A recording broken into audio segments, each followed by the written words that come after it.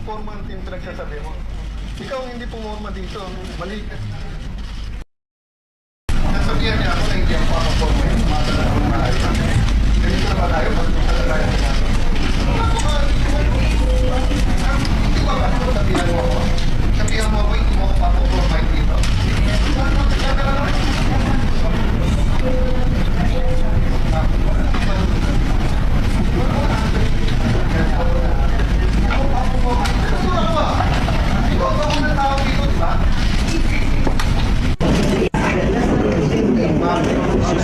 I will answer why I am a member.